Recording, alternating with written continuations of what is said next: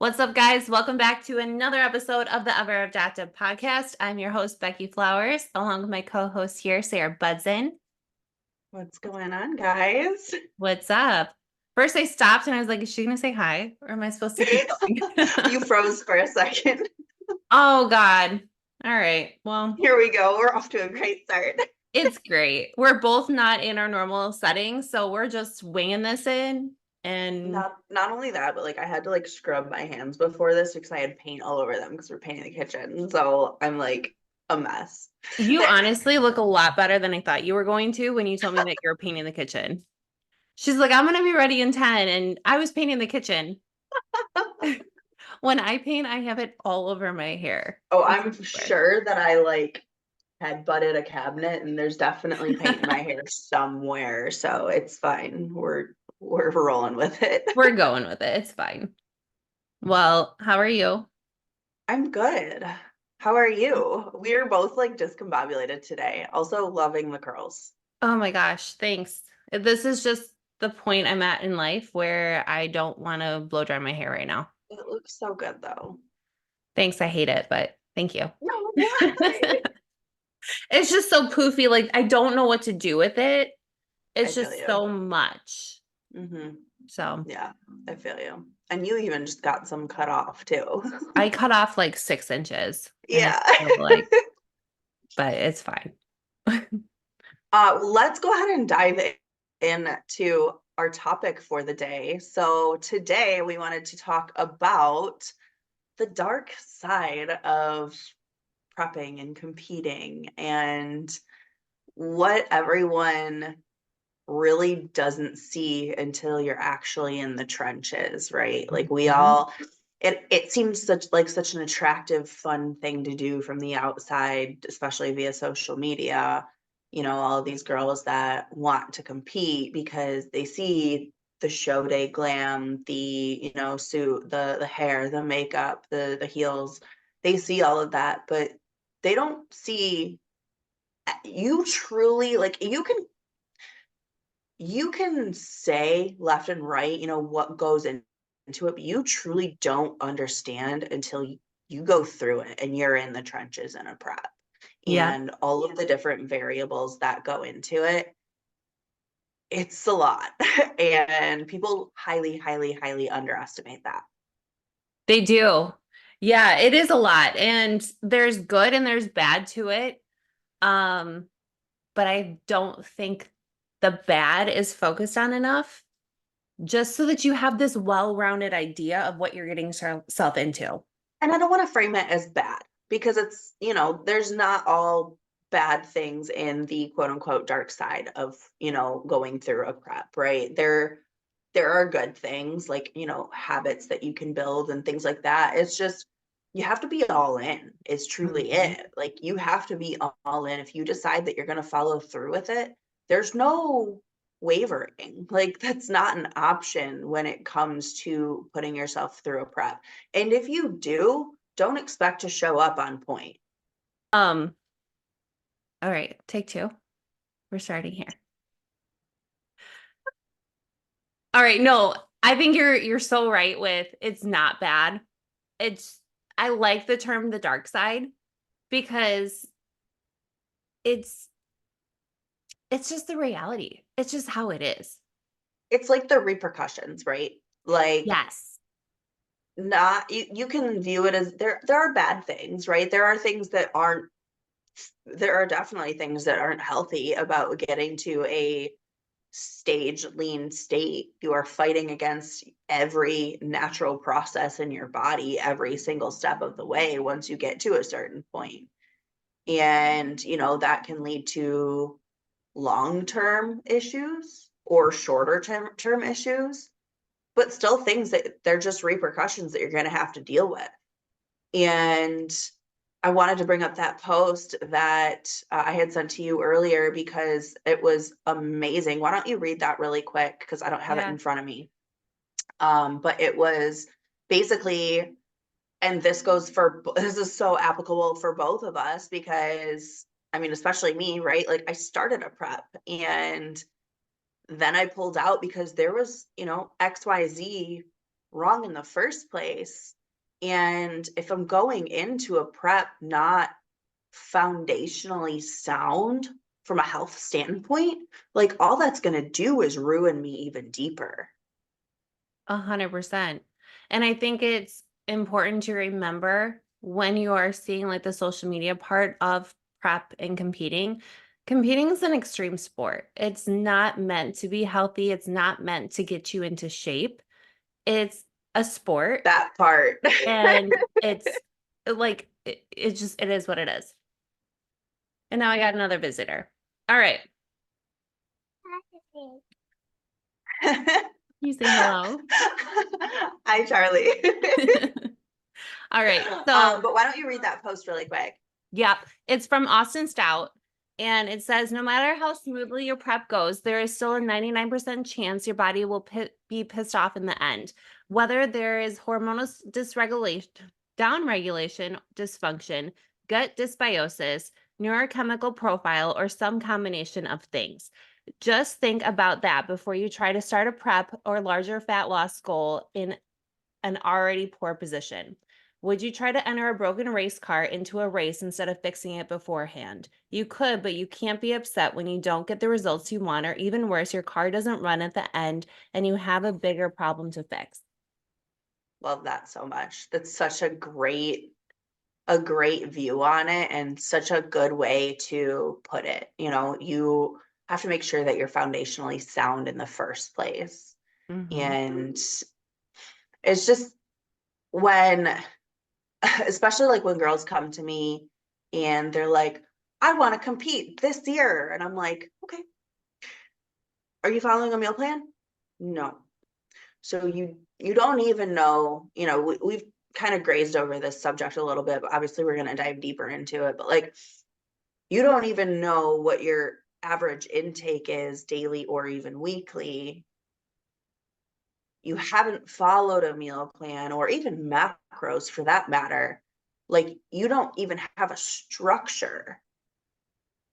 If you can't adhere to even just a meal plan for a week, 2 weeks, a month, 3 months, because our preps aren't short, No, it's, I think that's the, I I think love we said it was a hot mess day. It's a hot mess day. Um, no, I think that's just to interrupt you really fast. A lot of people think before they get into prep that they can do like a 12-week prep, and it is not going to be that way. They are going to be long. it. Yeah, my first prep was, I believe, 22 weeks.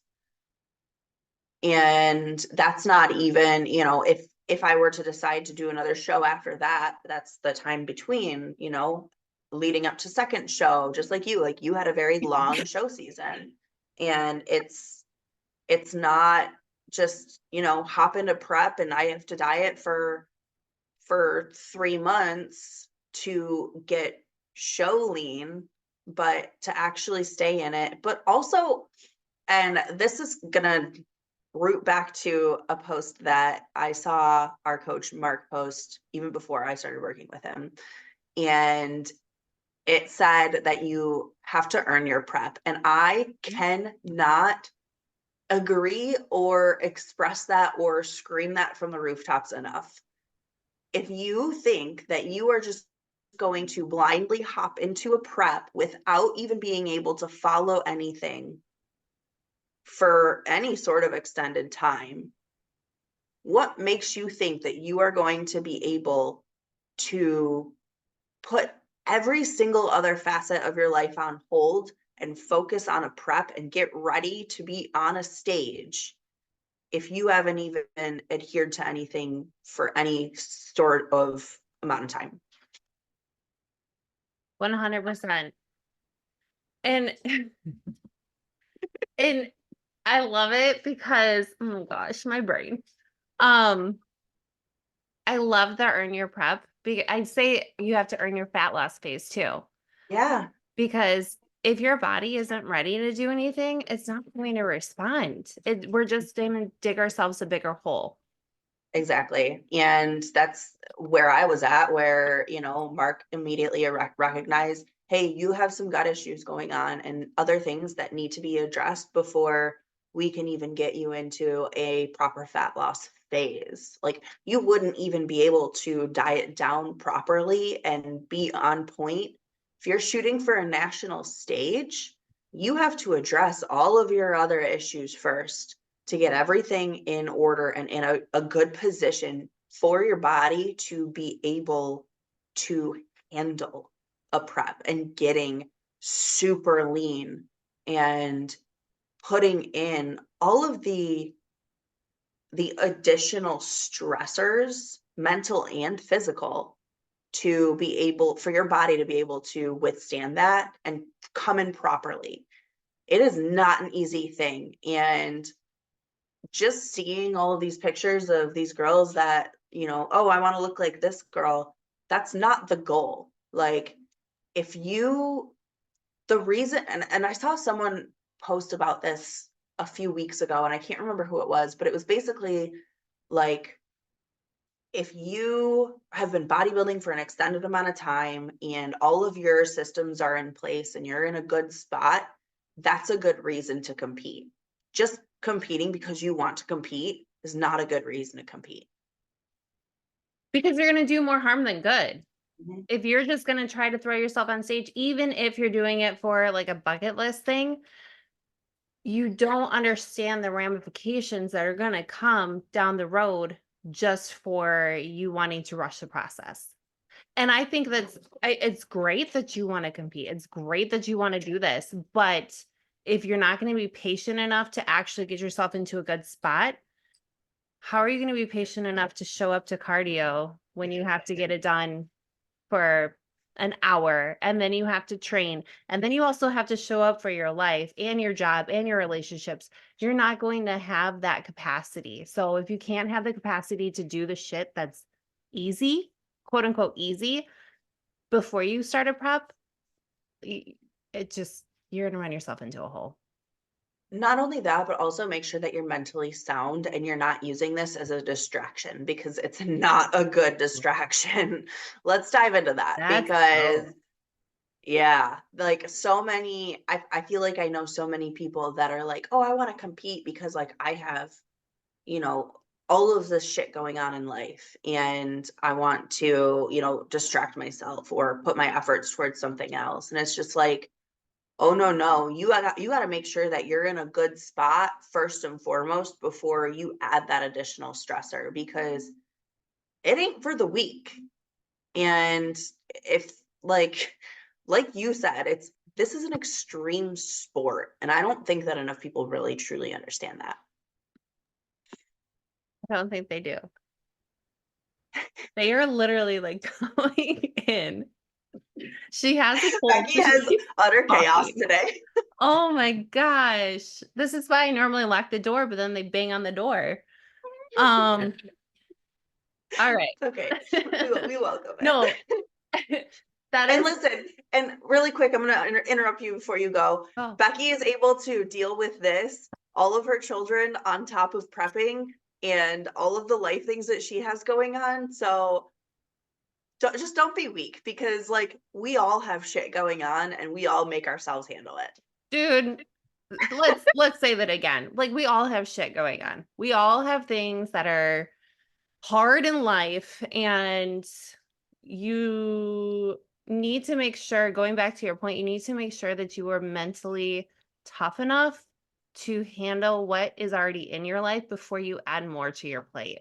If you're not able to handle it, don't do it.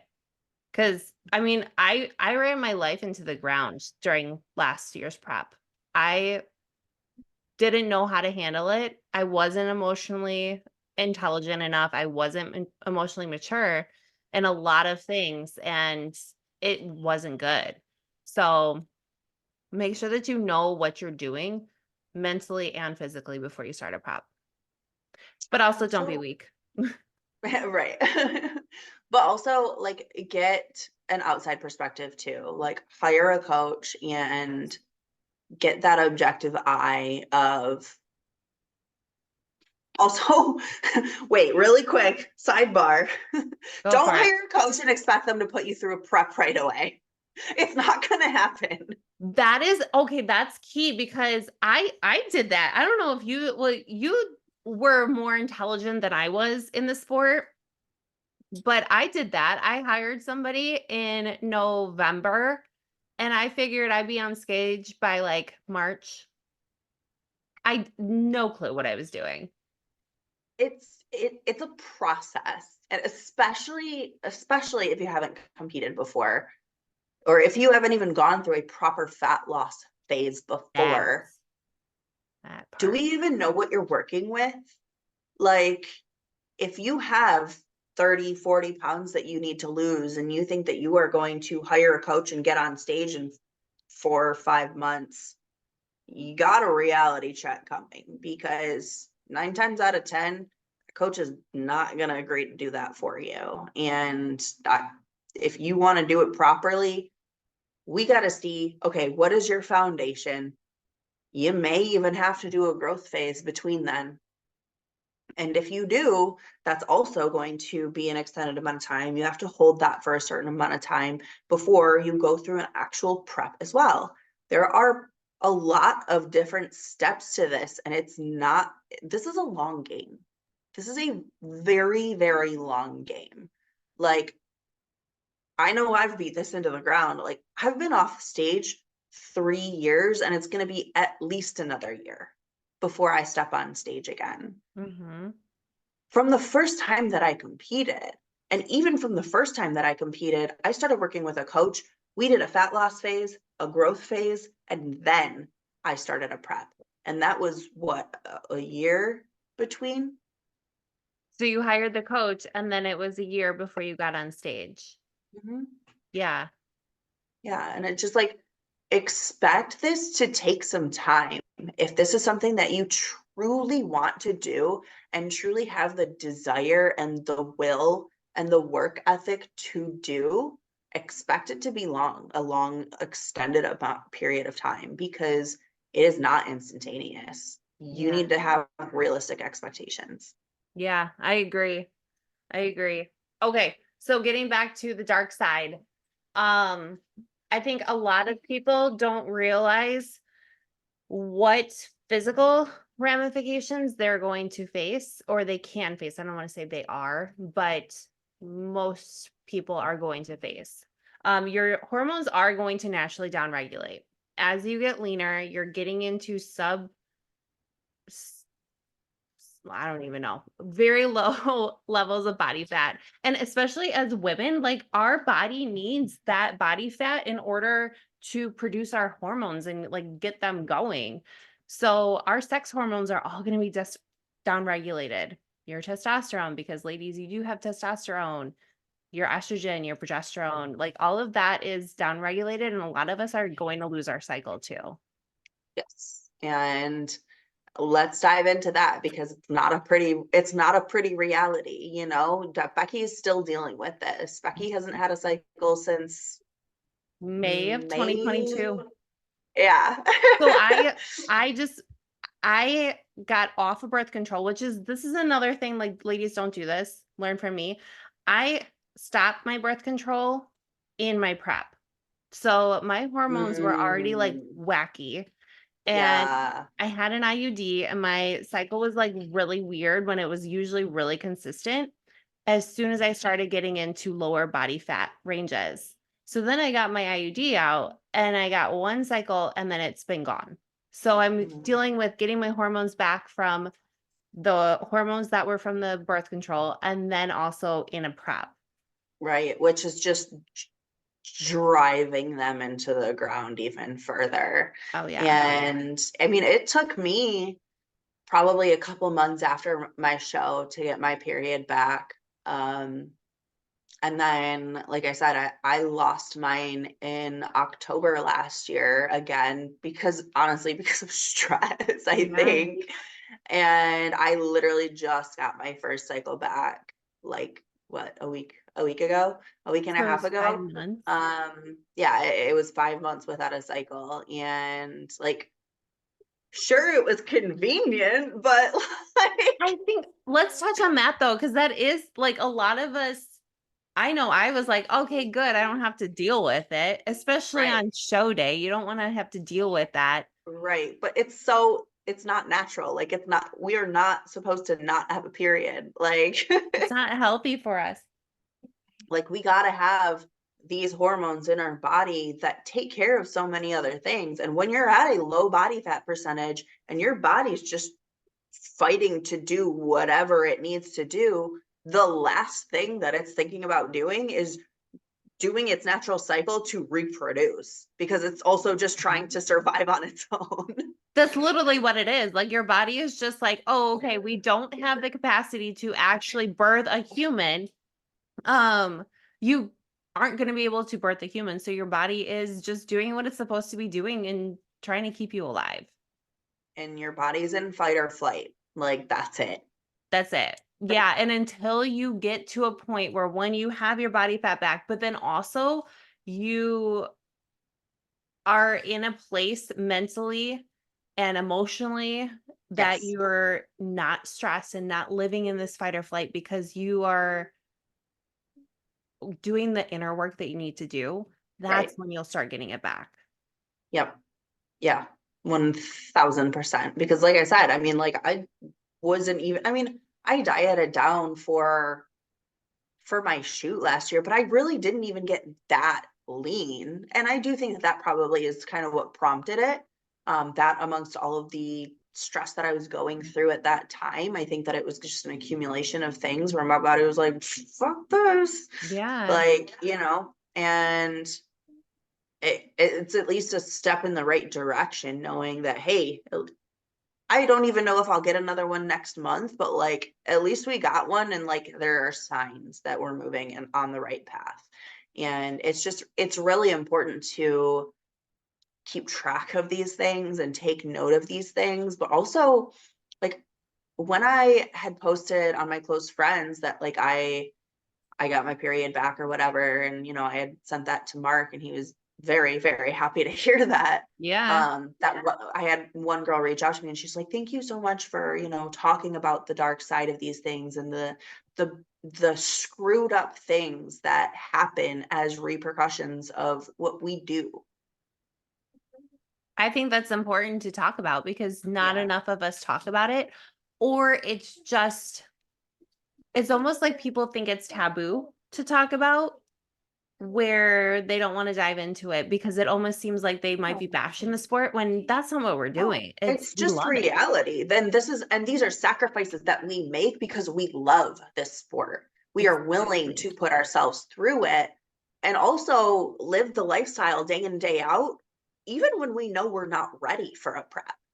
And um, going from that, I wanted to touch on relationships Yeah. because relationships in your prep, like, guys, don't make other people live your prep. This is something that you get to do. This is something that you are choosing to do. But we all act differently every single prep. And there's chances that you could just be an asshole and ruin some relationships within your prep. Very much so. Yeah, I think that's key. You don't want others to live your prep. They didn't make this choice. And it's going to be hard for you to do. You can walk into a prep and think, I'm not going to do that, but you have to every single day intentionally make that choice when you are low energy, when you are just fighting to stay awake because your body is not eating enough. Like you're going to have to be intentional with those actions. Right. Agreed. And going into that kind of subject of being tired and like your sleep, when you get to a certain amount of body fat, like your sleep's more than likely gonna go to shit. You're also guzzling water, so you're gonna Means be you're up up all every night. freaking hour on the hour peeing. But also like with that, your cognitive function is going to go down the drain. Your work performance is probably going to go down the drain. And these are all just different things. That's like, especially if your sleep's not, not in order and not in a good spot, which it's probably not going to be if you're deep into a prep. there are so many different things that branch off of that, you know? And it's Mhm. like, what happens if your work performance decreases, right? Do you work for yourself? Okay. Are you not bringing in income? Do you work for someone else and they're like, hey, you're not doing what you're supposed to be doing, you know? And Yeah. it's hard. It is hard to focus and keep that train of thought where it needs to be when you're in a prep. You know, when I was in a prep, I was working at a doctor's office and it sucked. I don't know how you could do that. I would just like probably stare at the screen because I worked for myself and I was a stay-at-home mom. So I I think I had it easier than someone that was working for someone else, that you had to be at a place and you had to sit there or be somewhere for however many Yeah, times a day. Like, right. And not only that, but also like if you're at a 9 to 5, right? Okay, you also have to structure when are you going to fit in your AM and PM cardio? When are you going to fit in your training? When are you going to fit in your meal prep? When are you going to fit in life, like life on top of everything else? Are you going to shut down and recluse? Are you going to try and maintain a semi-social life? yeah. Also, that's another thing. It is okay to keep that like social life, but you're also not gonna want to.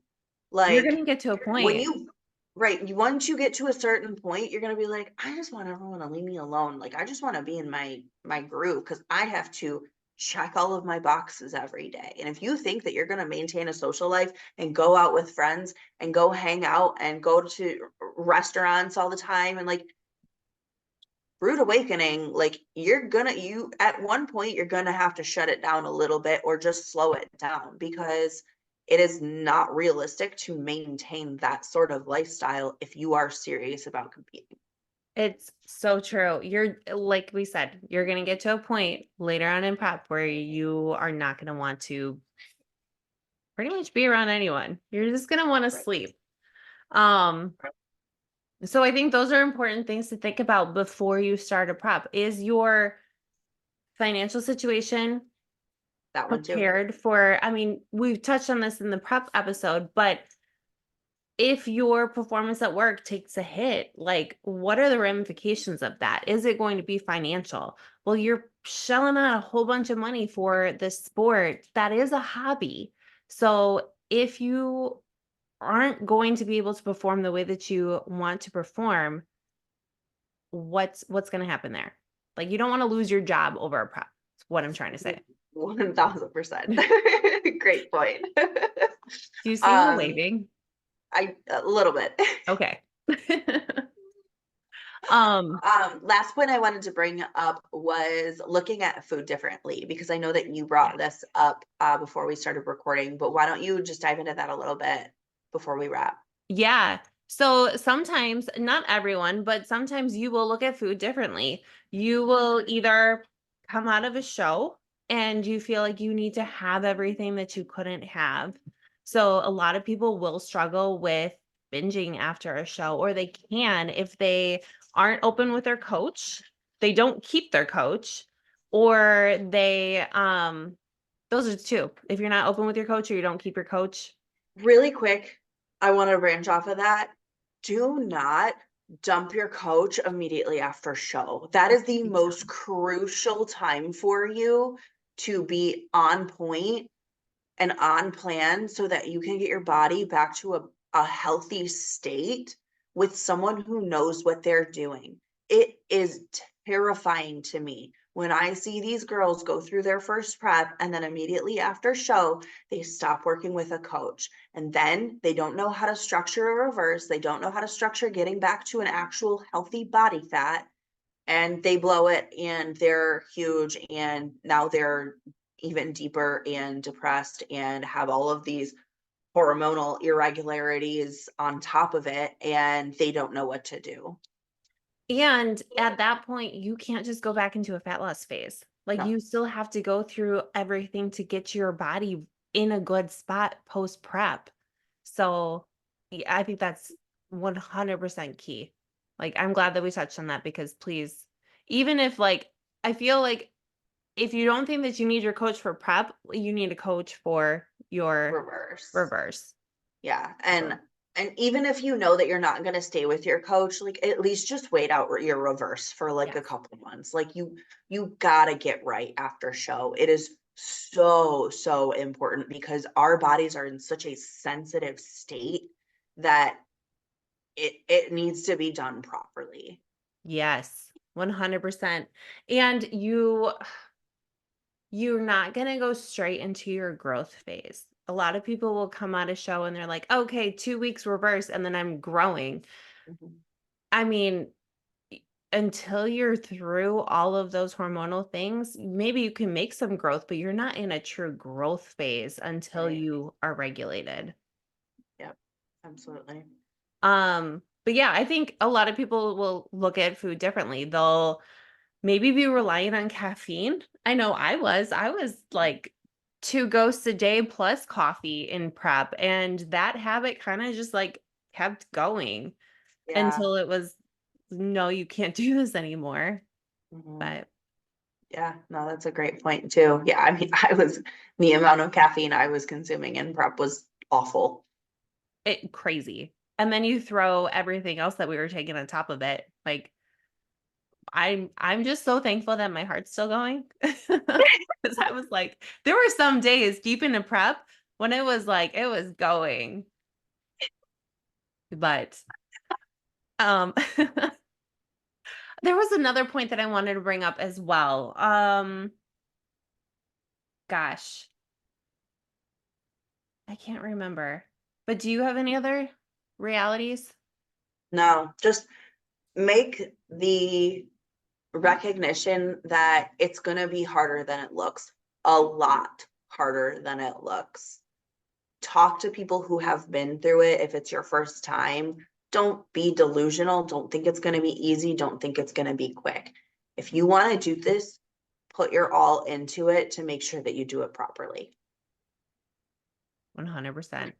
Mike Trout. Yup. On that note, thanks for hanging out with us today, guys. Thanks for dealing with our crazy lives. And I just, if we can do this thing, you can do it too. So if we can handle all this shit, you can too. Yep. Don't be soft. Don't be a little bitch. All right. We will talk to you guys next week. Bye, guys. Bye.